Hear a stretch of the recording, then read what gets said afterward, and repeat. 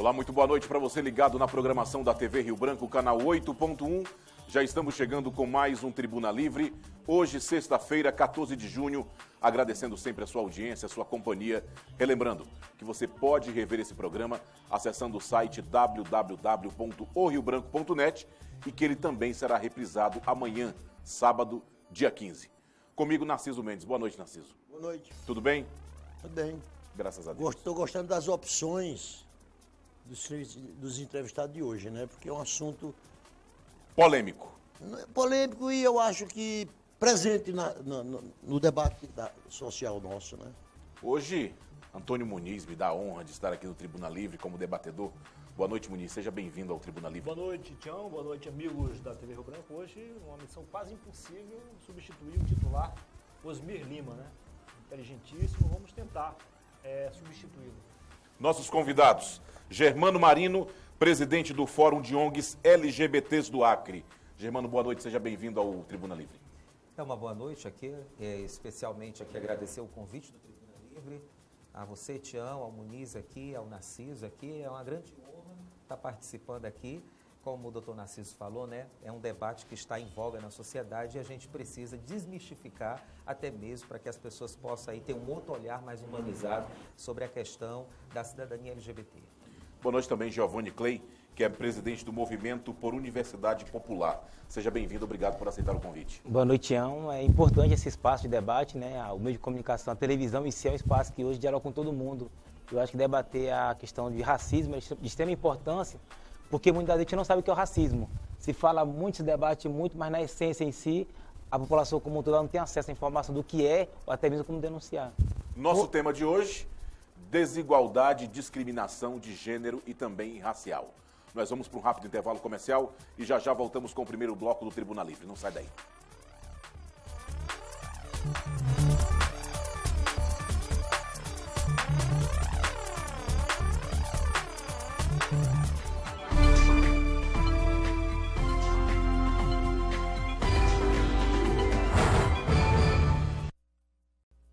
Já estamos de volta com o primeiro bloco do Tribuna Livre desta sexta-feira, 14 de junho. Gostaria de agradecer sua audiência, sua companhia. Você que todas as sextas-feiras acompanha o nosso programa de debate, o Tribuna Livre. Conforme eu anunciei antes do intervalo comercial, eu estou recebendo aqui nos estúdios do Tribuna Livre o Germano Marino, presidente do Fórum de ONGs LGBTs do Acre, e o Giovanni Clay, do Movimento por Universidade Popular. E eu já pergunto para os dois: por que a igualdade de gênero e a igualdade racial estão distantes de ser uma realidade no Brasil? Além do Brasil ter sido um dos últimos países na América do Sul a abolir a escravidão, né? Nós ainda temos países que ainda têm a escravidão ainda. E você sabe que tudo aquilo que é estigmatizado, porque quando se fala em raça, as pessoas geralmente só se vê a raça negra, né, ou raça descendência, mas nós estamos falando de raça humana. E todo tipo que é discriminação, violação de direitos, está violando a raça humana, seja para negros, LGBT, seja para indígenas, deficientes. Então, no Brasil, ainda com toda essa mega diversidade que nós temos, pluralidade da população brasileira, a miscigenação dos povos, nós ainda temos bastante discriminação. Giovanni. Como o Giovanni está colocando assim, acho que quando se fala em questão da igualdade entre a população em si, o maior choque é o processo de violência. É a violência de direito básico. Quando eu falo hoje que a prática do racismo ela existe, a existência da homofobia, do machismo, da discriminação como um todo, ela acontece pela violência. Você discrimina, você seleciona, você separa, e assim a prática de separar é uma separação violenta, retirando direitos, retirando acesso, retirando a oportunidade. Então, quando você não garante de fato o direito básico, você de fato está discriminando. E aí, quando você entra na relação do racismo, é a discriminação racial, onde você sofre alguma violência por ser de uma determinada raça. E aí, quando se fala em raça, é importante colocar que no debate da raça da população negra não é visto na área biológica, é na área da sociologia. Porque na biologia, na saúde, ela entende que não existe distinção de raças. Porém, no campo das humanas, da sociologia, existe. Porque você percebe que o negro ele é tratado de forma diferente de um branco. Dependendo da região, o amarelo ele é tratado diferente de outra forma de outras pessoas. Então, o debate de discriminação racial no mundo, ela segue muito isso. Inclusive, existem vários conceitos sobre raças. E aí, no Brasil, a gente é bastante diferenciado. No Brasil, a gente tem a raça negra, branca, amarela, indígena, a partir desse princípio de extinção de segmentos. Eu vou fazer uma pergunta aqui para os dois. Embora ambos se sintam discriminados, mas no seu caso cabe a pergunta: o gay nasce gay ou é uma opção? Isso é uma pergunta. E eu vou fazer aqui para o Giovanni a seguinte pergunta. A discriminação a que você se refere pelo fato de ser negro não é menor do que a discriminação que você sofre pelo fato de estar numa classe social menos relevante. Comigo agora? É. Primeiro. Então, É opção? Qual foi a Ou pergunta? nasce? a pessoa ela nasce com a sua condição humana da sexualidade. Nenhum ser humano, nenhum animal racional ou irracional nasce sem sexualidade. E isso pode diferir se é hétero, se é homo, se é bissexual. Só que as pessoas só enxergam os LGBTs, a lésbica, o gay, a travesti, transexual, apenas como indivíduos que se relacionam sexualmente com outras pessoas. Se você se relaciona com homem, se o Muniz se relaciona com homem, ou Narciso ou Tião, é gay. Você está entendendo? Mas tira o sexo. Um padre que faz um voto de castidade, ele não se relaciona sexualmente nem com homem, nem com mulher, com animal, com extraterrestre, e nem por isso você vai deixar de dizer se ele é hétero, se ele é homo, se ele é bi. Você está entendendo? Uma freira que faz um voto de castidade e não faz o sexo, você não sabe qual é a sexualidade dela. Você não pode enquadrar Mas você não ela. acabou de dizer que que a pessoa nasce com a sexualidade? Nasce com a sexualidade. Ela abdica? Eu estou dizendo assim, você abdicar, por exemplo, as pessoas dizem, gay pode ser curado, né? Aí a pessoa, vamos dar um exemplo, né? Vai lá, tem uma orientação religiosa, entra para uma determinada congregação, aí lá se converte, aí não faz mais o sexo com a pessoa do mesmo sexo e diz que está curado. Você está entendendo? Não é o ato de você fazer o sexo com uma pessoa do mesmo sexo que você vai deixar de ser gay. Porque o gay não é só o ato de você fazer o sexo com a pessoa do mesmo sexo. Né? Você ser lésbica não é só o ato de você se envolver com uma mulher, se envolver com outra mulher. Tira o sexo, porque a pessoa já tem sexualidade. Tira o ato praticado. As pessoas só nos enxergam como um ato praticado. Se você tirar o ato praticado, você não vai saber. Porque, aí por isso que eu pergunto, o padre e a freira que faz voto de castidade, eles não praticam sexo. Né? Então qual é a sexualidade deles? Eles não têm sexualidade? Eles têm.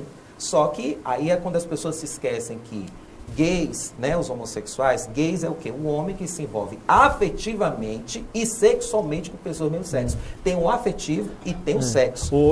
Você foi muito preciso na resposta, Germano, e aí está mais que comprovado o que você falou. Então, a primeira discriminação ele encontra na própria família. A maioria das famílias ainda, as conservadoras, já começa a discriminar lá ainda na infância. As pessoas dizem assim, Germano, eu não tenho discriminação com você, mas se eu disser para elas assim, mas você aceitaria se você tivesse um filho gay? Aí é outra situação. Outra quando traz para dentro de casa, aí é outra situação. Eu ouvia, lhe interrompendo, eu ouvia muito se falar que, por exemplo, na sua casa é homossexual, na casa do vizinho é viado, na sua casa é dependente químico, na casa do vizinho é drogado, noiado, e assim sucessivamente. É mais ou menos assim? Além de ser assim, também tem ainda, com esse aumento do conservadorismo no Brasil, só fez aumentar os atritos e os ânimos das pessoas querer novamente levantar um discurso que as pessoas têm que ser curadas, como se existe uma patologia, como se as pessoas fossem doentes.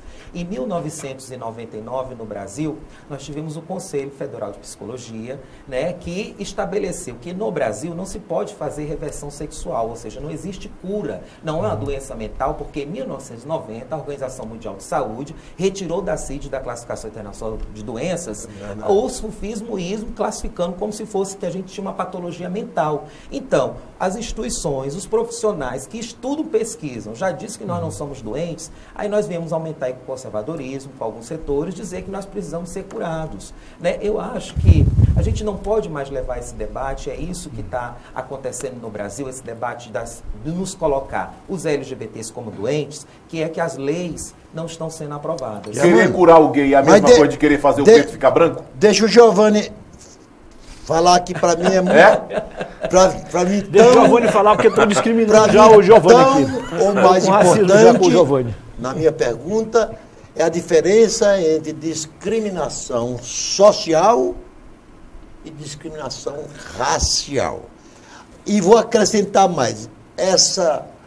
Há uns 2, 3 meses atrás, eu escutando um depoimento, uma defesa, um debate, uma procuradora lá de Brasília, por sinal, falando muito postadamente, muito esclarecidamente, aí ela concluiu com a seguinte frase, que também eu quero que o Giovanni ponha essa frase na resposta que vai me dar. Ela disse que no Brasil, o preto rico vira branco e o branco pobre vira preto, tratando de discriminação racial Sim, e social. tem sentido. Mas eu acho que primeiro, assim, a nossa maior dificuldade de discutir sobre o racismo no Brasil e no mundo é porque a gente nega a história. Quando você para entender a história, a religião, o Estado, a coroa, todo o processo histórico, ele afirmou que o negro no mundo e outras raças eram inferiores. E não era justificando biologicamente, não. Quem tentou fazer foi Hitler. Mas antes de Hitler, a todo momento se tentou criar diferenciação entre as raças, colocando uma inferior e uma superior. Nesse processo, todo mundo seguiu essa lógica de tentar classificar. E o Brasil seguiu na mesma lógica. Não é à toa que aqui no Brasil nós tínhamos escravos. E quem eram os escravos? Pretos. E por que eram os pretos? Porque a nível mundo nós tínhamos um processo de racismo, de classificar raças. E não era uma classificação social. Os escravos chegaram aqui atravessando o Atlântico inteirinho, né? E muitos desses eram reis, eram rainhas, que tiveram suas terras invadidas e transformadas em escravos. Então ela é racial de fato. E esse processo ele não acaba com a dita abolição. Porque muito pelo contrário, o Brasil ele resistiu ao máximo para acabar com a escravidão. Inclusive tem dados que colocam que no momento que ela assinou ali, foi para não ter uma rebelião. Porque a maioria dos negros que aqui estavam no Brasil já estavam preparados em quilômetros para se manifestar contra o Estado. Verdade. Então, ao invés de permitir a rebelião, falou assim, nós iremos aqui acabar para que não gere um problema maior. Então, e o processo histórico ele mostra que, além disso, o que acontece? Com o fim da escravidão dita no Brasil, que é uma pseudo, que é uma falsa fim da escravidão, nós tivemos aonde? O negro no Brasil falou assim, está livre. Abriu o porto na fazenda, colocou ele na rua sem alimentação, sem assistência, sem emprego. E ele foi para onde? Foi para as favelas, para os morros, para as periferias. Ver, né? E aí, não, mas de fato, que a Inglaterra ela impôs, liberta os negros, porque é o preço de quem consuma. A Inglaterra pressionou o Brasil, não foi para libertar por uma boa ação, foi porque ela precisava de gente para consumir. E se o negro fosse cidadão e pudesse trabalhar e ter dinheiro, ia consumir mais ainda. Mas você diz que da sua resposta volta e meia, você vai para o centro questão social. Vai, porque é um processo que responde. Giovanni, se o negro foi liberto, foi para a favela, não teve emprego, não teve alimentação, não teve moradia, a consequência do racismo é a questão social. Ela é consequência. Hoje, eu ser um negro que não tem acesso à educação, a emprego, é um processo histórico. Que aí eu coloco, o meu bisavô, ele foi escravo. Se eu fizer levantamento histórico, o meu bisavô, nas gerações próximas de mim, ele teve contato direto com o escravo. E ele ensinou o que para o meu pai? Que universidade é bom? Ele não vai ensinar, porque ele nunca teve acesso à universidade. O meu pai vai ensinar o que para mim? Para o meu pai, a prioridade entre eu trabalhar numa colônia, numa chácara, ou então vir para a universidade, ele ia falar o que para mim? E os seus filhos, você acha que você vai mudar um pouquinho a cabecinha deles? Vai mudar porque nós começamos a ter uma pressão social. O movimento LGBT, o movimento de mulheres, o movimento negro começou a exigir do Estado que ele pudesse equiparar a discriminação histórica feita por ele, hoje pelas cotas. Eu entrei na UFAC pelas cotas. Eu vou concluir hoje uma segunda graduação, porque as políticas públicas me deram acesso. Você tem a primeira graduação em quê? A minha primeira é em serviço social e a minha segunda agora vai ser em saúde coletiva. Porque políticas públicas me ofertaram. Primeiro foi pelo ProUni e agora pelas cotas. E essa ruptura, ela vai ter uma mudança social. Porque a próxima geração dos meus filhos, ela vai ter uma perspectiva de que a educação ela é importante. Mas aí quando se vem para essa questão das cotas, o próprio negro não está se autodiscriminando? Porque a cor dele ou a inteligência não difere do branco. De fato, ela não difere. Mas o meu acesso à alimentação, dedicação de estudo e tempo para estudo difere. Porque o filho de um juiz, ele vai estudar de manhã, vai fazer um cursinho de música à tarde, vai fazer um curso de dança no início, no finalzinho da noite, e no turno da noite, o pai dele vai lá e vai dar uma revisão. Eu vou ter que estudar de manhã, vou ter que ir para aula à tarde, e à noite eu vou ter que ajudar em casa. A minha forma de me dedicar a estudar nunca vai ser igual. Você me fez lembrar o Samba Enredo da Mangueira de 88, que é uma data simbólica para essa luta, e diz o seguinte: anos depois o negro está livre do açoite da senzala, mas está preso na miséria, na favela. Então, é isso que o Narciso quer colocar. Dá com a mão, tira com a outra. É isso que o Narciso colocar, porque nós temos aí uma grande disparidade fala em negros, né, e fala sempre que foi condicionada à pobreza, né, por causa da escravidão, já vem que o acesso à desigualdade é inerente a isso. Quando você diz que o preto, quando é rico, se torna-se branco, e é mesmo. A questão financeira, ela traduz muito isso. A questão do gay rico e o gay pobre, quem é mais discriminado é o gay pobre. Tá vendo? Se o gay é pobre, é negro, deficiente, ou ele é travesti ou transexual, que aí ajunta com o machismo, porque a gente não pode se afeminar porque o machismo já cai em cima, entendeu? Porque as pessoas até conseguem me aceitar ao Germano, a liderança do movimento LGBT. Chega todo arrumadinho, sabe conversar, tudo, mas se chega aí o trejeitado, afeminado, as pessoas já perdem logo uma repulsa porque vê o machismo. E se eu me apresentasse como pobre, seria um outro tipo de preconceito. Então, nesse momento, eu viro um gay, aceito na sociedade, que as pessoas, entre aspas, acham que eu tenho condição financeira melhor do que um gay que mora na Sobral, mas elas não sabem que eu também moro na periferia de Rio Branco, lá no Defesa Civil. Mas a questão da desigualdade social, de pobreza entre ricos e pobres, hoje em dia está muito presente isso no Brasil. Hoje em dia no Brasil as pessoas estão discriminando por qualquer coisa, e principalmente quem é rico quer se proteger quem quer ser rico, quem é pobre quer se proteger quem quer ser pobre. Apesar do que os pobres hoje em dia estão querendo proteger quem tem dinheiro e não estão se enxergando que quem tem dinheiro quer tirar mais direitos de quem está na miséria. Lamentável. Nós vamos ter que fazer um intervalo comercial e já voltamos com o segundo bloco do Tribuna Livre. Não sai daí.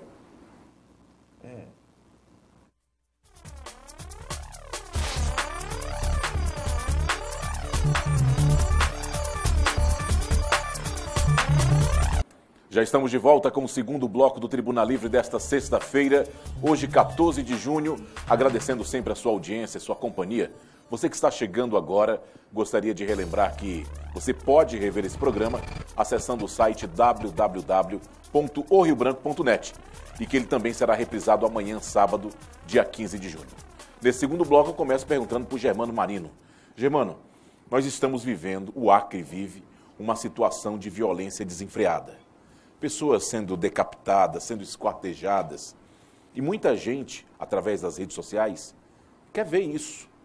Olha bastante, é bastante movimentado, todo mundo costuma acessar. Aí eu te pergunto, a minha pergunta é, dá a impressão que causa mais furor nas pessoas o beijo entre dois homens ou duas mulheres do que uma pessoa sendo decapitada? Além do que, a intolerância e a fabricação do ódio, isso não vem de agora. Né? Quando você tem líderes, seja do executivo, legislativo, seja do controle social, que somos nós do movimento social, freando, porque isso é da natureza humana, gostar da violência. Isso os estudos já comprovam. É da natureza humana, né, desde o tempo da pedra lascada, que é gostar da violência, né, que é gostar do contraditório. Né? Só que a gente sempre tem que combater. Por isso que existem as leis, né? Porque as leis elas vêm coibir os excessos e os exageros da humanidade. Vídeo que os imperadores romanos promoviam nas arenas. Nas arenas colocava, para desviar a atenção do povo, né? E o povo se matava e o povo comemorava, não é isso? Então isso é histórico, isso é o berço da nossa criação enquanto humanos, né? Então, nós somos os únicos animais racionais que gostamos disso, porque os irracionais não têm arena para se matar e os outros ficarem aplaudindo. Né? Isso são dos racionais. Você imagina se nós fôssemos irracionais. Mas as pessoas gostam disso. Claro que causa muito mais espanto para a sociedade, um beijo entre dois homens e duas mulheres, porque as pessoas têm construções sociais diferentes. né? As pessoas têm seus tabus, têm suas histórias, né? Têm seus seios familiares, seios religiosos, porque a gente não adianta separar as pessoas de orientação religiosa, condição social, de orientação qualquer que seja, não adianta separar. A gente não pode colocar todo mundo na mesma panela e também agir com discriminação. A gente tem que respeitar. Você ia fazer uma pergunta? Não, é o seguinte, você foi muito feliz quando tocou no assunto do crescimento do conservadorismo, em todos os sentidos.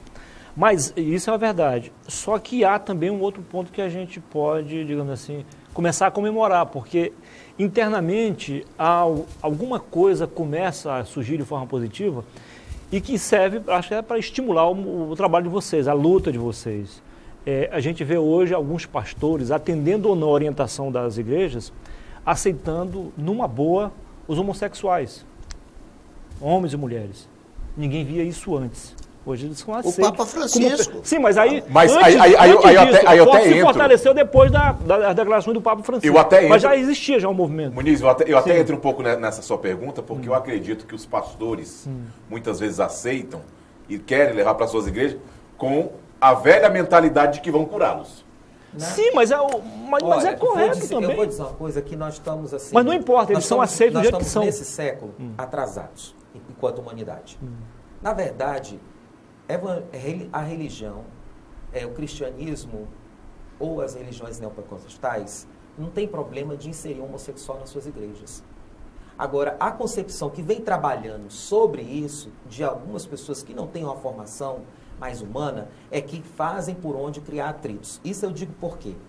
Porque, assim, muitos, desde 1995, quando a ex-deputada federal Marta Suplicy apresentou na Câmara de Deputados Federais o PCR, que é o Projeto Civil Registrado, que era o primeiro projeto de casamento de pessoas do mesmo sexo, desde 1995, com um lobby que se foi fabricado por conta da discriminação dos setores fundamentalistas, né? Porque existe religiosos e existe aqueles mais extremados. Em toda classe social existem os que são mais abertos e os mais extremados. Então, os mais extremados, por conta de, como é que se diz, acreditando que nós do controle social, movimento LGBT, queremos, aí que é o divulgado até hoje, que nós queremos prender pastores, padres, nós queremos invadir as igrejas para casar, que isso é uma grande mentira. Eu milito há 20 anos no movimento social LGBT, ninguém quer prender pastor, ninguém quer prender padre, ninguém quer invadir a igreja de ninguém para casar, entendeu? Por quê? Mesmo porque quem diz que um LGBT não quer ser evangélico? Ele quer ser incluído, ele também se sente sensível, ele também acredita em Jesus, ele também quer frequentar a igreja, só que uma igreja inclusiva, não é aquela igreja que ele vai chegar lá, que ele está orando para Deus, gosta das pessoas, congrega com a sua família que é evangélica, mas as pessoas estão todo o tempo dizendo que ele tem que ser curado, que aquilo é de Satanás, que aquilo não sei o quê. Em vez de você estar ajudando a trabalhar espiritualmente, a congregar com aquelas pessoas, você está espantando. Né? Ninguém quer prender ninguém. Então, de 1995, quando apresentou a primeira lei no Congresso Nacional do casamento de pessoas do mesmo sexo, até hoje a lei não conseguiu chegar numa comissão. Esse projeto foi arquivado. Agora nós temos aí o STF, que está querendo equiparar, por uma pressão do movimento social brasileiro, ao crime de racismo, o crime de homofobia. Aí nós tivemos aí agora, que já tem 10 anos que o PLC 122, que é o projeto de lei que criminaliza a homofobia no Brasil, apresentado pela senadora Fátima Cleide, ex-senadora de Rondônia, entendeu? Passou 10 anos tramitando no Senado. Quando chegou na Comissão de Constituição e Justiça, foi arquivado. Você está entendendo? Por conta do lobby, de se pregar nas congregações, se pregar os líderes religiosos, que nós queríamos que fazer, sabe por quê, Muniz? Dizer que o pastor não pode pregar a citação bíblica, que nós não somos aceitos no reino de Deus. Ninguém quer isso. Eu sou líder desse movimento LGBT há 20 anos e não quero em nenhuma igreja dizer, pastor, agora eu vou lhe botar um processo, lhe criminalizar, porque o senhor está incitando a violência. Gente, nós do controle social, nós queremos criminalizar situações de ódio, de violência. Nós tivemos o último assassinato aqui no Acre, em 2017, o professor Elionei, que levou 19 facadas sem roubarem nada dele. Só levaram a moto porque levaram ele para um ramal, deixaram ele lá assassinado com 19 facadas, não levaram a bolsa, não levaram o anel de formatura, entendeu? Só levaram a moto porque precisavam fugir da cena do crime. Você está entendendo? Agora sim, Aí as pessoas não entendem por que nós queremos criminalizar e principalmente crimes com crime de crueldade. Porque é o seguinte, se eu vou para te roubar e te matar, que é o crime de latrocínio no Código Penal, tudo bem, eu te matei com 2 facadas, mas eu preciso te dar 19 facadas para comprovar que tu está morto. 19 facadas, eu preciso te estrangular, cortar tua garganta, te dar e depois dizer para a imprensa, para o delegado que matou porque ele tentou algo comigo. Gente, quantas mulheres tentam alguma coisa com algum homem, não tem ali um relacionamento e o homem não vai matar uma mulher por conta disso? Quantos homens não vai tentar um relacionamento com uma mulher, afetivo ou sexualmente, e aí o que acontece? Aquela mulher vai matar aquele homem porque não conseguiu? Então, quer dizer, quando a gente quer uma lei para entrar no Código Penal brasileiro, você imagina se não tivesse a Lei Maria da Penha. Olha os índices de violência que nós estamos Giovanni, assustadores. tu se cuida, porque senão o movimento gay vai sair ganhando no debate. Tá? Giovanni, só para fechar essa parte aí, mas de qualquer forma, agora o STF bateu o martelo, né? É crime previsto de até 3 anos de reclusão. Muita gente acha que a pena é pequena, pode ser maior. É porque depois dessa, assim, o STF ainda está em julgamento. Nós tivemos 6 votos de 11 ministros. Né? Então, é a maioria. É 50% mais 1. Ainda precisa o restante ainda. Mas já está formada a maioria, você já sabe. Já está formado, né? Então, assim, depois precisa se detalhar, porque, assim, equiparar o crime de racismo, né? Você, pelo menos, você está legitimando que vai ter uma lei que vai classificar a homofobia. Sabe por quê? Olha só, as únicas estatísticas que nós temos no Brasil para a gente averiguar o tanto de assassinato por discriminação é o Grupo Gay da Bahia que faz isso. Através de como que é essa catalogação? Através das mídias, através o que sai na imprensa, então ele faz catalogação anualmente. Então é deficitário. Nós não temos no sistema da justiça brasileira, os operadores de segurança pública, nós não temos nem na ficha de ocorrência, você chega lá e você colocar, por que você passou essa violência? Por homofobia. Nenhuma lacuna para dizer qual tipificação da violência que sofreu. Ou seja, então a estatística não é ainda a verdadeira. Vamos lá. Nós precisamos melhorar. Vamos lá, então. Agora, a causa defendida por ele aqui, pelo menos já há mais de 30 anos, já está em lei, a pena vai até 5 anos, enfim, houve um avanço nesse sentido. Agora, ao mesmo tempo, se o Brasil é um país predominantemente negro, a pergunta é a seguinte, a discriminação não está entre nós negros? Vamos culpar o branco por isso? Na realidade, é a relação do poder. A gente iniciou aqui a discussão relacionada à discriminação social e racial. Quem está no poder hoje? É o negro. O negro, ele sempre foi maioria. Inclusive, quando se trouxeram escravos da África, quando ele chegou aqui, ele chegou com maioria. Mas mesmo sendo maioria, não era a maioria que tinha poder. Hoje, aqui no estado, você consegue identificar, a maioria, Rio Branco hoje tem mais de 70% de população de negros, que é pretos e pardos. Quantos parlamentares negros nós temos? Quantos empresários ricos negros nós temos? E esses negros? Quantos executivos negros tivemos? Não tivemos porque, primeiro, para ter um plano de emancipação, é informação e educação. Onde é que o negro está no plano de educação e informação? Depois das cotas que o negro começou de fato a ter acesso à universidade. E mesmo tendo acesso pelas cotas, eu não tenho como permanecer. Eu, Giovanni, hoje sou um pai, tenho um filho, eu tenho que escolher me alimentar com meu filho ou estudar. Qual vai ser a minha opção? E aí, o discurso da meritocracia é assim, a escolha é sua, então eu tenho que escolher de sobreviver ou estudar. Aí o filho de um grande empresário, de um rico, e eu digo assim, rico, porque no nosso processo histórico aqui, o rico, muitas vezes quem herdou alguma coisa. Porque ser rico do dia para a noite é muito difícil. Então, aquele que herdou um processo histórico de riqueza, riqueza e riqueza, o meu filho vai disputar com ele. E nesse processo de disputa, aí vão dizer assim, Giovanni, você é preguiçoso. Você não passou no concurso porque você é preguiçoso. Agora, só que eu tenho que trabalhar manhã e tarde, e estudar de noite, e paralelo a isso, ter que cuidar do meu filho. Mas eu sou preguiçoso. Eu não sou hoje um grande, estou no campo jurídico, eu não sou um concursado, eu não sou um político, eu não estou na universidade por preguiça ou porque a questão social, ela não me permite participar. Porque hoje, LGBT, negros, comunidade da periferia, por que ela não consegue entrar na política? Porque tem que se dedicar. Aí eu escolho me dedicar a estudar, a política ou a sobreviver. Agora Giovanni, presta atenção, porque o Germano falou agora há pouco, e ficou comentando aqui a respeito da criminalização da homofobia. Já existem leis no país que regem e que punem quem tiver atos racistas. Mesmo assim, o número de negros assassinados no Brasil ainda é muito alto. Em 2017, por exemplo, de cada 100 pessoas assassinadas, 70 eram negros. Então a lei parece que não foi suficiente para inibir essa prática de crimes e para proteger os negros.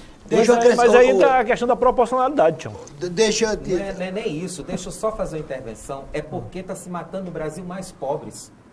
Quem é a população mais pobre no Brasil? A maioria é negra. É negra. A desigualdade já começa aí. Então, quando a gente fala que ele está falando entre estudar ou trabalhar para sustentar o filho, nós estamos falando de condição social, classe social, riqueza e pobreza. E quem está na margem da pobreza, a população a maior é a raça negra. Quem está sendo mais morta é o negro, não é a lei que está com problema de assegurar o direito. E não segue a proporção. A proporção de negros deixa eu mortos falar, me dirigir aqui, Giovanni. Eu insistindo, ainda na tese, que a prioridade, quando você não elege prioridades, você eleger prioridade, por exemplo, o Brasil, o presidente que está aí, é prioridade cuidar do sistema penitenciário, dessa bomba que vai... Vamos supor que é. É prioridade cuidar da educação? É. É prioridade cuidar da saúde? É. É prioridade cuidar da infraestrutura? É. Então nenhuma são prioridade. São opções. Prioridade é uma única coisa. Prioridade é uma. Você não pode ter... Quando você tem duas prioridades, ela deixar de ser prioridade e passa a ser opção. O grande problema é que quando hoje, no caso da população negra do Brasil, e ontem acabou o Anuário de Segurança Pública, divulgou, o meu estado do Rio Grande do Norte, quando eu nasci, é o estado campeão brasileiro de assassinatos. Campeão.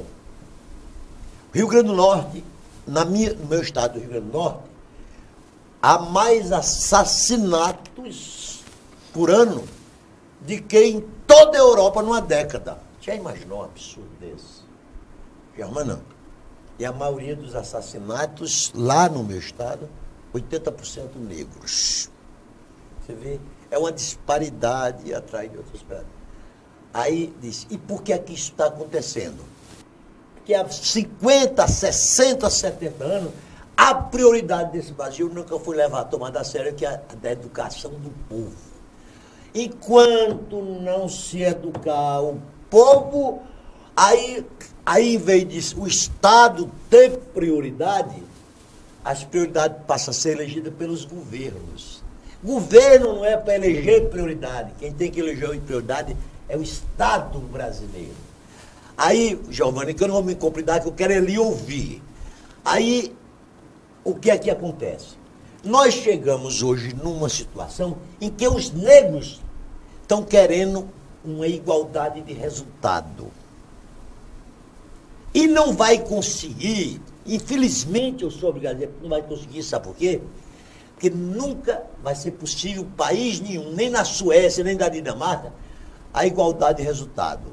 O que o Estado tem que oferecer é a igualdade de oportunidade. Então, como falta oportunidade para o negro estudar boas escolas no primário, aí vai para a escola ruim no secundário, aí faz universidade ruim, aí ele continua desigual. Então, é isso. Eu quero que você faça a diferença essa igualdade de resultado e de oportunidade. Assim, essa relação que você colocou, do processo histórico que você colocou, é o que acontece hoje. Quando se fala desigualdade racial, é nesse cunho.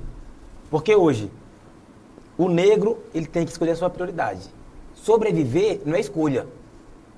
É a pessoa chegar para você, colocar uma arma na sua cabeça e falar assim, ó, eu quero isso ou a morte. Ele está me dando opção? Eu não tenho opção. Porque decidir sobreviver não é opção. E nesse processo, aí eu digo assim, relacionado à proporcionalidade, não existe nenhuma proporcionalidade. O número de presos hoje é mais de 80% é negros. Mais de 80%. E eu tenho um Brasil que é 50% da população negra. E nós temos 80% no sistema prisional. Quando eu vou para a universidade, nós não chegamos nem a 60% de negros na universidade. Eu vou no alto escalão. Mas aí vem a questão socioeconômica também. Não, pois é, mas aí sim, é o processo histórico. E quando eu falo processo histórico aqui, que nem é política nem de todos governo são pobres. E política de Estado. Nós temos uma lógica no nosso país que é política de governo. Qualquer gestão que entra, ele planeja para 4 anos. Ele está pouco preocupado daqui a 8, 10, 20 anos. Então, nós não temos um processo histórico e falar assim, ó, hoje eu vou criar um sistema de cotas para tentar equiparar um processo histórico, mas, além das cotas, tem que discutir a permanência dele. Porque o entrar na universidade não resolve o problema. Tá aqui é o fato. Você entra numa sala, tem 50 anos no primeiro período. Tu vai no quarto, tem 20. Por que a metade desistiu? Porque não quis? Porque ele vai ter que escolher ir para aula ou então sobreviver. Ele fala assim, vou me alimentar. E aí, nesse processo, eu concordo, a única forma de nós solucionarmos hoje é ofertar educação de qualidade para todos e todas. Enquanto o Brasil não caminhar para essa perspectiva, não vai avançar. Porque, inclusive, hoje, nós temos educação noturna. Quem está na educação noturna? É o pobre negro, porque durante o dia ele tem que trabalhar. E aí ele passa a manhã tarde trabalhando e a noite estudando. Qual é a qualidade de ensino que ele vai ter? Aí depois ele fala assim, ó, meritocracia. A prova do Enem é igual para todo mundo, basta você fazer e passar. Então o nosso processo, como a gente fala, o racismo institucional é porque o Estado, ele é responsável pelo racismo. Ele é responsável porque na segurança, se eu tenho hoje, como é que eu vou incluir? A pessoa foi presa. Na nossa lógica hoje, eu, Giovanni, cometi uma infração, vou preso. Eu chegar na penal, qual é a minha opção lá dentro? Escolher uma facção, vou ser morto. Primeiro. Segundo, se eu não entrar em nenhuma, qual vai ser a forma de me reabilitar? Não existe reabilitação, não existe segunda chance. Entrou e depois que sai, acabou a sua vida. Então, assim, a todo momento, para o pobre, para o negro, se você falhou, morreu. Não conseguiu estudar, é o subemprego, não entra na universidade. Então, assim, a todo momento, o nosso racismo institucional é esse. O Estado, ele não me oferta uma educação de qualidade, ele não me oferta um emprego de qualidade, ele não me oferta nem a cultura, de fato. Porque para me ter acesso à cultura e esporte, eu tenho que ter tempo. E se eu tenho que trabalhar, eu não tenho tempo. Eu então, ainda tenho mais uma coisa para dizer ainda, que é muito importante salientar sobre esse discurso que bandido bom é bandido morto. Nós temos aqui na nossa capital, eu moro aqui em Rio Branco, então nós temos essa situação assim, estão se matando o pessoal das facções, aí o pessoal deixa para lá.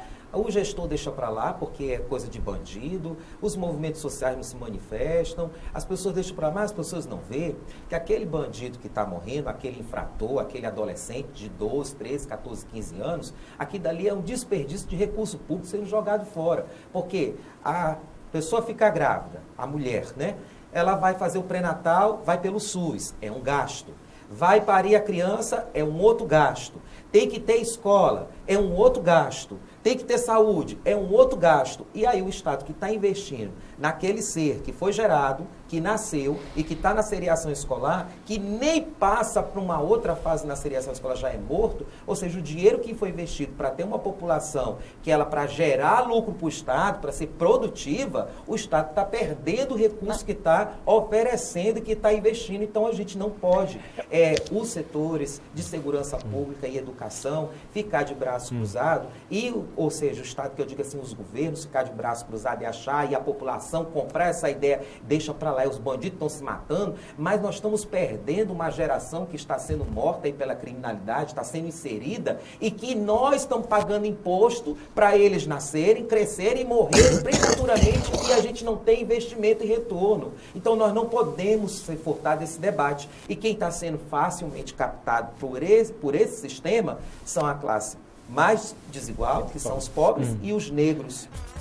Já estamos de volta com o terceiro e último bloco do Tribuna Livre desta sexta-feira, hoje 14 de junho, agradecendo sempre a sua audiência, a sua companhia e relembrando que esse programa será reprisado amanhã, no sábado. Nesse terceiro bloco, eu começo perguntando para o Giovanni Clay, que é do Movimento por Universidade Popular. No bloco anterior, o Narciso falou que precisa se educar o povo. Aí eu te pergunto, o racismo está mais do que na cor da pele das pessoas? É como eu coloquei, o racismo é um processo histórico. A nossa forma de superar o racismo, como foi colocado aqui, se nós garantirmos o que está na Constituição do acesso à educação, à saúde, ao emprego, à residência, para todos e todas, de fato, você consegue superar ele. E nem para de superar aqui, vai para de fato além da cor. Porque no Brasil a gente adota o preto e o pardo como negro. Porque a gente não tem um processo diferenciado dos países, tipo, os Estados Unidos identifica qualquer traço afrodescendente é negro. No Brasil, pelo processo, inclusive de branqueamento, O Brasil, ele expulsou o negro da sua fazenda, o fim da escravidão, e trouxe vários europeus para cá para substituir. Nós tentamos fazer de branqueamento. Então, assim, de fato, é além da cor. Mas a cor será predominante porque eu digo para vocês, mesmo que eu, Giovanni, eu tenho uma formação, tenho especialização, estou na 2ª graduação. Se eu chegar num ambiente considerado de elite, como o próprio jurídico, os seguros vão me olhar de forma diferente, pela minha cor. E eu disse porque eu já vivi. Eu fui participar de uma atividade sobre juventude no governo do Lula, para discutir sobre o genocídio da juventude negra. Quando a galera entrou, beleza. Quando o Giovanni entrou, o segurança perguntou para mim, você vai para onde? Aconteceu isso? Aconteceu isso. Agora, alguém duvida disso ter acontecido? Pela questão da cor? Porque se eu pedir para cada um que está em casa, fechar os olhos e imaginar, tá vindo um cara branco andando aqui, você faz o quê? Você olha e basta dar um oi. Se for à noite, você dá um oi. Se vier um negro andando, você atravessa a rua. Porque o nosso processo histórico é que o negro ele é violento. E ele é violento porque está envolvido no crime para sobrevivência. Narciso, antes do intervalo, você ia fazer alguma intervenção. O que você ia falar? Não, eu que me reportei eu vou trazer outro problema. Traga outro problema. Que eu levantei a questão da igualdade de resultado em troca da igualdade de oportunidade. Aí tem outra questão, que até tem negros que discordam, mas numa minoria muito pequena. A maioria concorda com a política de cota. E a ascensão do pobre na universidade. Olha, os movimentos sociais do Brasil, nesse particular, cometem um erro, para mim, capital. Qual é o erro? É a bandeira, universidade gratuita para todos. Isso é um erro. Universidade gratuita para quem não pode pagar. Só que se você chegar nas melhores universidades do Brasil, o que é que está acontecendo? Os filhos dos pais ricos Estão lá. fizeram primário, secundário e nas melhores escolas primárias. Quando chega a prova do Enem, aí eles tiram a melhor nota e os filhos do milionário para estudar de graça nas melhores. Nos Estados Unidos não existe ensino gratuito superior para filho de milionário. Pelo contrário, os milionários pagam para que os filhos dos pobres possam frequentar a mesma universidade. E aqui no Brasil, é essa questão que eu queria que você discutisse. A política de cotas e a universidade gratuita sobre esse prisma que eu acabei de levantar. Assim, o movimento que eu faço parte é o movimento MUP, é o Movimento Projeto Popular. Ele defende a universalização do acesso à universidade gratuita. Por quê? O nosso discurso de que o rico, ele pode pagar, ele só na falha uma contradição. Hoje, a Universidade Federal, 98% ou até mais de produção científica e acadêmica no Brasil é pela universidade. Não é empresa, não é faculdade particular, não é o capital estrangeiro. É o Estado, é a Universidade Federal. As particulares hoje, elas têm como objetivo lucro. E pode ver. Fabriqueta de doutor. E a nossa lógica hoje é o quê? O filho do pobre está na particular e o filho do rico está na federal. Porque a federal tem qualidade. Agora, por que ela tem qualidade? Porque o rico está lá. Porque a partir do momento que o filho do a partir do momento que o filho do rico sair da federal, vai acontecer o sucateamento. Vai dizer assim, ó, para que o Estado? Porque o Estado ele só investe onde o rico está. E se eu universalizar o acesso à universidade, é para o básico hoje. A saúde, porque todo mundo briga para que a saúde seja boa. Porque todo mundo é atendido por ela. Porque a partir do momento que eu separar rico para um lado e pobre para o outro, é igual a educação básica. Como é que é a educação básica? Pública ela é ruim e a particular é boa. Porque o rico pode pagar e ele paga pelo seu melhor. E como o público ele vai investir na escola pública, porque se fosse nessa lógica de que paga quem tem dinheiro e quem não paga vai ter acesso, a educação básica seria de qualidade. E não é. Porque o pobre está lá e o rico está na particular. Na universidade, como ela é para todo mundo, seguindo o critério do Enem, quem está lá é o rico também, então ele vai brigar para que ela seja de qualidade. Então a nossa lógica, porque no Brasil a lógica é essa, o Estado ele não serve ao pobre, o Estado ele serve ao rico. Porque o Brasil começou a discutir sobre a Cracolândia, sobre drogas? Porque o filho do rico começou a ser afetado. Porque enquanto é filho do pobre, beleza, está aqui exemplo no Acre, facção só vai ser discutida quando tiver filho de parlamentar, filho de empresário envolvido. Aí você vai ver o Estado se movimentar para acabar. Mas enquanto não, o discurso aqui mesmo não colocou que, bandido bom é bandido morto. Bandido bom é bandido morto quando é preto e pobre. Porque se for um filho de um grande empresário, de um parlamentar, do próprio governador, se alguém da família do governador se envolver, eu lhe garanto, vai ter uma força-tarefa, vai vir emenda parlamentar, vai vir o dinheiro da presidência para sanar esse problema. Porque o Brasil só começou a discutir sobre o crack por causa disso, porque a elite em São Paulo e no Rio começou a ser afetada. Então a nossa defesa hoje de uma universidade pública, gratuita, estatal, de qualidade para todos, é porque enquanto o rico está lá, ele defende. Porque se ele se retira, ele não liga. Aí eu volto. Hoje nós não temos creche para todo mundo em Rio Branco. O meu filho foi para um sorteio, para poder conseguir ter acesso a um direito meu que está na Constituição. Por que isso? Né? E no ECA, né? Por que isso? Sabe o que é mais difícil? É conseguir vaga nas creches ou um emprego hoje? Essa questão de raça, o STF está com essa... julgando, né, o crime de homofobia, equiparando com a questão racial. Entende-se que grupos estigmatizados estão classificados como raça humana. Então, você tem diferenciação contra judeus, como foi já julgado há 20 anos atrás no Rio Grande do Sul, que foi a primeira equiparação à questão de raça antissemita, né?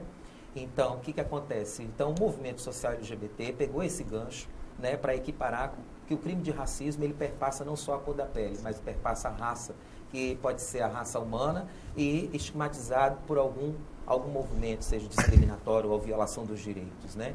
Então, nós temos aí os cientistas europeus falando que daqui a 10 anos nós estamos capacitados já de fazer as primeiras comunicações com os alienígenas em outras galáxias. Se você acompanhar o noticiário, você vai ver que todo dia estão se descobrindo novas galáxias.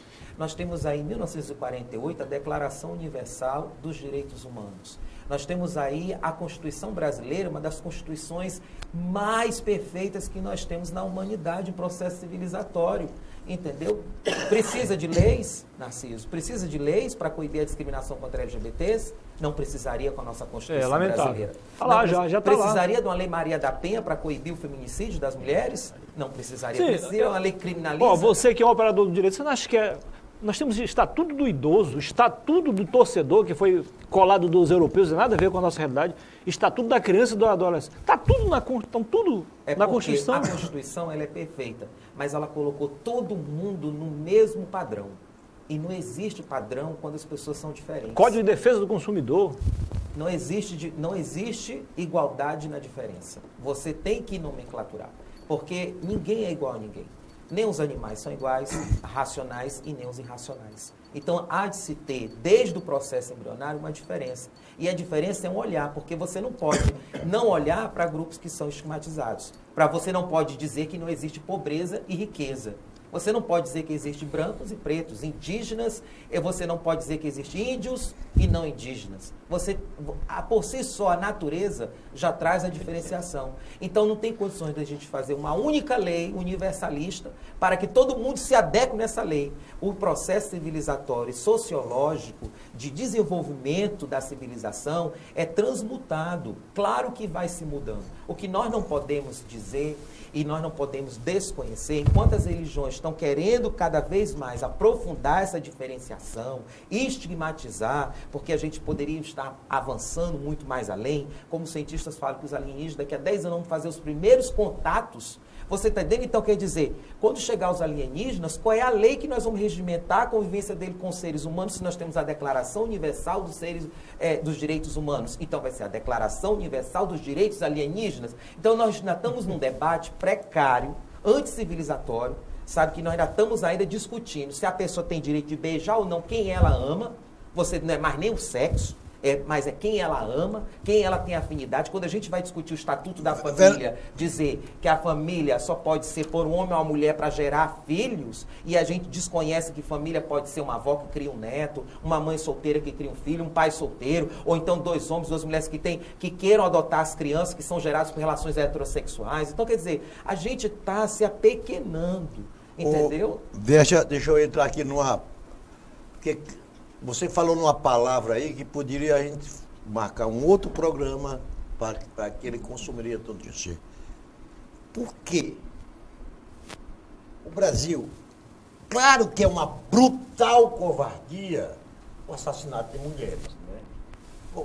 E só complementando, não sei nem o que você vai dizer, mas tem um dado também que a gente até participou de uma palestra, que diz que a cada 20 horas no Brasil, um LGBT é assassinado. O Brasil é campeão de homicídios contra a minoria sexual. Ô, Giovanni, entenda o raciocínio que eu vou dizer. Você falou feminicídio. Por que criar esta coisa de feminicídio? Se a nossa legislação penal já cuida do assunto que trata de do homicídio. E ele chega a ser injusto contra os homens. Viu, Giovanni? Olha aqui. Semana saiu a estatística do número de assassinatos acontecidos no Brasil em 2017. 63.500 assassinatos no Brasil. No ano. A guerra mais sangrenta hoje do mundo inteiro é da Síria, só assassinaram 40 mil. Quer dizer, nós estamos em guerra constante. Na nossa guerra aqui. Agora porque eu quero me referir à inapropriedade do crime do feminicídio. Dos 63 mil assassinatos em 2017, 58 mil foi homens, 5 mil mulheres. Quer dizer, então, a chacina é contra os homens, não é contra as mulheres. Mas hoje o modismo é de falar nos assassinatos das mulheres. Eu não quero que as mulheres estejam entendendo que eu sou já contra a lei. Mas você vê que quando os governos, quando a propaganda quer, ela supervaloriza uma questão em detrimento da outra. Por quê? Se foram 65 mil assassinatos e 60 mil foi homens e 5 mil mulheres, dessa guerra civil, as mulheres ainda são beneficiadas, até porque ela é a maioria da nossa população. O feminicídio é uma terminologia usada para assassinato de mulheres através do machismo. Né? É uma terminologia. Porque se você pegar a causa-morte daquele assassinato daquela mulher, você vai ver que tem um machismo e tem a questão da propriedade. Né? Porque hoje em dia o machismo acha que, vamos supor, numa relação heterossexual, até numa relação homossexual, tem o gay, que ele é o ativo e o passivo. Em português bem claro, eu não sei se eu posso falar isso aqui na TV, né? O que dá, o que come. O que come acha que o que dá é propriedade dele, ele tem que fazer o que ele bem entende, porque se mostra até que é o nisso ser aí tem inferior. a discriminação também. É o machismo. Então, se acha que ele é uma pessoa na relação inferior, porque o que dá. O que come acha que ele na relação é a pessoa que é o dono daquela relação. É o macho. É o macho. Aí é o machismo. E quando tem uma relação hétero, uma mulher, o homem sempre acha que a mulher é produto dele. Entendeu? Que é ou seja, propriedade, né? Então faz dela o que bem quer e inferioriza, trata como um ser inferior. Se você pegar de 50 mil para 5 mil, se você pegar a causa-morte, você vai dizer que realmente o crime dessas mulheres, a maior proliferação foi por conta do machismo, por conta que elas são consideradas, por conta do machismo, de serem mulheres sujeitos inferiores e que no qual, quando eu acho que você é inferior, eu vou estar sempre em cima e você vai estar sempre embaixo. Entendeu? E o grau de violência, discriminação, ou de eu negar direitos para você, vai ser sempre uma diferenciação. Então, feminicídio se dá para a nomenclatura ao assassinato de mulheres. Mas porque não há mais tempo, porque senão... Nosso tempo está estourado. Já está estourado. Mas eu vou só fazer o seguinte lembrete. Aí vamos para a população carcerária. População carcerária. O Brasil tem hoje 750 mil presos. E aqui no Acre, 7.918. Olha que dado impressionante. Quase 1 para 100. A população, só 10% dessa população é de mulheres. Qual a predominância dos crimes que elas praticaram? Tráfico de droga. Por quê? Foi influenciado Mas por quê? Pelo processo de machismo. Por conta do machismo, entendeu? Porque para elas se segurarem naquela relação como elas gostam, elas têm que ser subalternas naquela relação e fazer aquilo que os seus companheiros querem. É uma imposição. Nosso tempo está estourado. Muniz, para finalizar. Quero agradecer ao Tião, à direção da TV. Foi um prazer substituir o meu amigo Osmir Lima. Foi um prazer também receber aqui a visita do Germano, do Giovanni. Giovanni, só para encerrar, vocês, semana passada, tiveram uma vitória, né? O Estatuto da Família foi considerado, Germano, foi considerado inconstitucional. Então, a luta de vocês, embora eu também defenda o Estatuto, eu defendo a causa de você, mas também defendo o Estatuto. Acho que não tem nada a ver uma coisa com a outra, né? Assegurar direitos de ambas as partes. E no mais, agradecer ao telespectador por mais uma audiência, né? Em todo o estado, a gente está chegando mais longe agora, tudo sistema HD. Muito obrigado, tenham todos um excelente final de semana. Narciso, para finalizar. Eu vou só homenagear aqui o Germano, porque dando uma estudadazinha nos meus alfarrábios, eu encontrei uma frase de uma dessas paradas gays, parada do orgulho gay, e vi uma frase, eu quero saber se você assina embaixo dela. Tinha um cartaz daquele: tire seu preconceito dos nossos caminhos, que nós queremos passar com o nosso amor. É isso. Vem de uma música antiga da MPB. Se as pessoas enxergassem os LGBTs como seres humanos, tirando identidade, orientação ou qualquer tipo de sexualidade, nos enxergariam como sujeitos de amor, de fraternidade, coletividade, sobrevivência. O que as pessoas não entendem é isso, que nós não temos mais por onde buscar mais atrocidades, intolerância, nós temos que buscar uma fraternidade. E o movimento social LGBT, vale frisar, antes de eu me despedir aqui, nós não queremos privilégios. Né? Quando se equipara os mesmos direitos, porque o imposto que você paga, Muniz, que você paga no alimento que você compra no supermercado, o imposto que você paga na consulta médica, o imposto que você paga para atribuído naquela nota fiscal, é o mesmo imposto que eu, sendo um homem gay, cisgênero, que me relaciono com outro homem afetivamente, sexualmente, eu pago. Então não podemos ter uma lei só para abranger a você me dizendo que eu sou doente.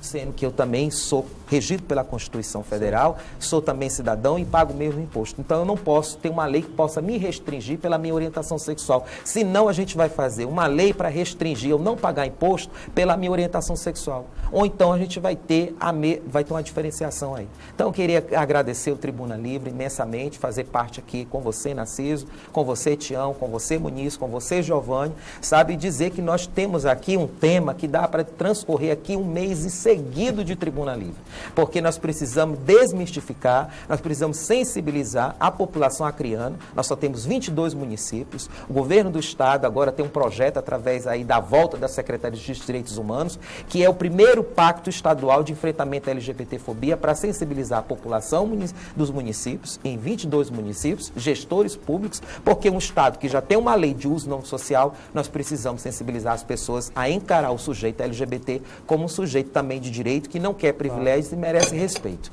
Muito obrigado. Giovanni. Então, quero agradecer a Tribuna Livre, agradecer ao Tião pelo convite. Acho que o debate aqui foi muito bom.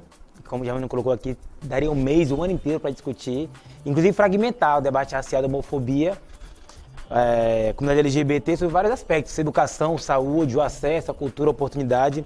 E colocar assim, que eu acredito que a única forma de superar o racismo, o machismo, o capitalismo, não é o nosso sistema capitalista, ele reafirma isso, porque ele fragmenta a sociedade em classes. E quando ele fragmenta a sociedade em classes, ela impõe dentro dessa classe o racismo, o machismo, a homofobia. Então, assim, é um debate importante que temos que fazer no dia a dia. Não é um debate relacionado a uma lei ou a uma data específica. Nós temos que, de fato, superar o sistema do qual todos e todas têm a oportunidade a participar, a ter acesso ao trabalho, à educação. E a forma é construir no dia a dia, debatendo e participando. Eu acho que a tribuna que ela oportuniza, inclusive após hoje, final de semana, todo mundo vai ter em casa uma mesa farta para debater também, né? E com isso nós terminamos o Tribuna Livre. Gostaria de agradecer o Germano Marino, que é presidente do Fórum de ONGs LGBTs do Acre, e o Giovanni Clay, que é do Movimento por Universidade Popular. Obrigado por terem aceitado o nosso convite. Tá? Estou sempre aqui à disposição para outros debates. Agradecer ao Muniz, Narciso, desejar a você uma excelente noite, obrigado pela companhia e nós voltaremos na próxima sexta-feira, se Deus quiser, com mais um Tribuna Livre aqui na sua TV Rio Branco, canal 8.1. Uma ótima noite, bom final de semana e até a próxima semana.